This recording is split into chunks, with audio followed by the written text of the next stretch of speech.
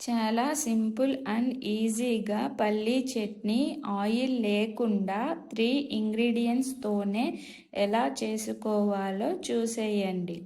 First stove on చేసి కడాయి పెట్టుకుని కావలసినన్ని పల్లీలు వేసి స్లో ఫ్లేమ్లో డ్రై రోస్ట్ చేసుకోవాలి. అందులోనే మీ స్పైసీకి తగ్గట్టు పచ్చిమిర్చి వేసి వేగించుకోవాలి.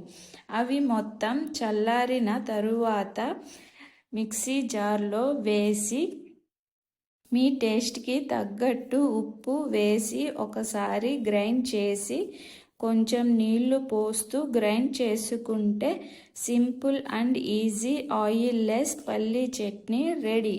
ఈ చట్నీ ఎలాంటి టిఫిన్స్లోకి అయినా బాగుంటుంది.